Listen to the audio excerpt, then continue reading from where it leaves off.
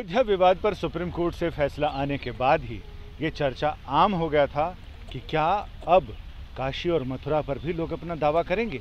और इसके देखते ही देखते मथुरा में श्री कृष्ण जन्मस्थान और काशी के काशी विश्वनाथ मंदिर, इनको अदालत की चौखट तक ये मामले पहुंच गए। काशी में आदि विश्वेश्वर और श्रृंगार गौरी को प्लेंटिव बनाते हुए, यानी उनकी तरफ से याचिका दायर की गई, उनके मित्रों और भक्तों की तरफ से, और वहाँ की सिविल अदालत ने आज इस मामले पर सुनवाई की।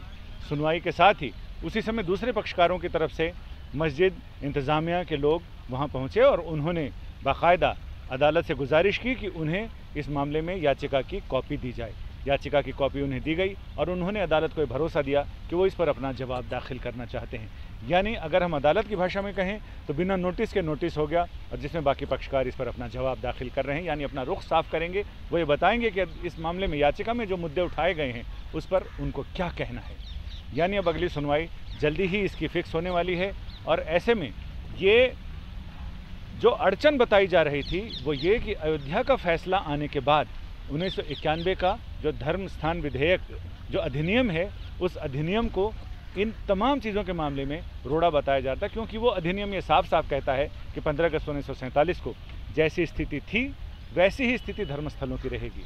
लेकिन अब इसमें न केवल सिर्फ इस अधिनियम को चुनौती दी जा रही है, इसके प्रावधानों को चुनौती दी जा रही है, बल्कि ये भी बताया जा रहा है कि जो श्रृंगार गौरी का मंदिर है वहाँ ज़रूर 1669 में औरंगज़ेब ने उस मंदिर को ढहाने के आदेश दिए थे और उसके कुछ हिस्से पर मस्जिद बना दी गई थी।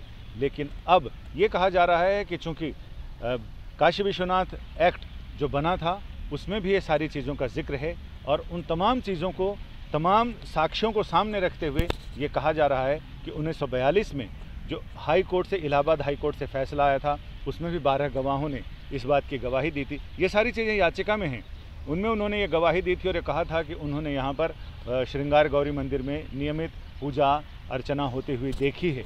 लिहाजा अब इनका ये कहना है कि 1947 से पहले जो श्रृंगार गौरी मंदिर की स्थिति थी उसी स्थिति को बहाल किया जाना चाहिए। इसमें आदि विश्वेश जो काशी विश्वनाथ का ज्योतिर्लिंग है वो बाद में स्थापित किया गया, क्योंकि आदि विश्वेश को औरंगज़ेब और उनकी सेना के लोगों ने, ये कहा जाता है, इतिहास में दर्ज है कि उन्होंने उसे तोड़ा और उसे ज्ञानवापी कूप के अंदर डाल दिया था।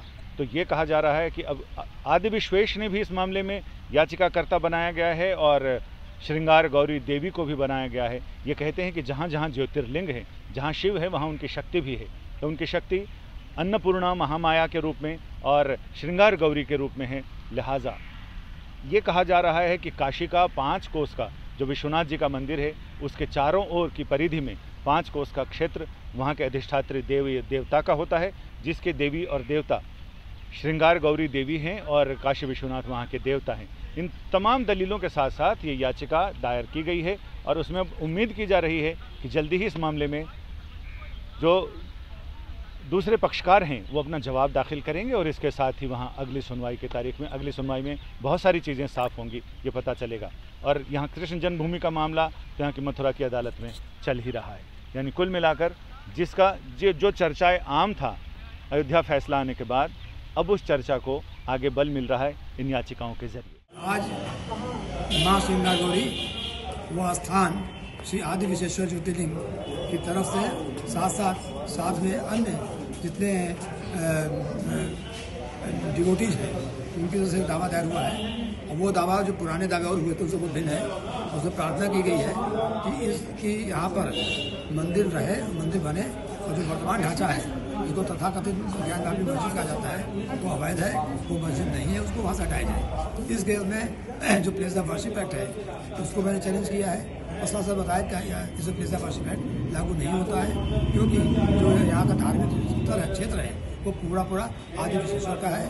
और साथ साथ 1983 में श्री काशी विश्वनाथ एक्ट बना है, उस एक्ट के तहत हिंदुओं को अधिकार दिया गया, स्टैट्यूटरी राइट है तो वह पूजा करें। तो ऐसे में वहाँ पर किसी प्रकार का कोई मस्जिद या तथाकथित अन्य धर्मों का कोई ढांचा नहीं रह सकता है। माननीय न्यायालय ने पूरी बात सुनी।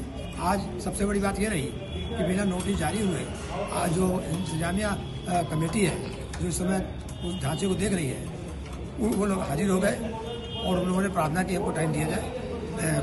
कोर्ट ने कहा ठीक है, उनकी बात सुन लिया है। अभी आदेश होने वाला है और अगला आदेश जो होगा तो आदेश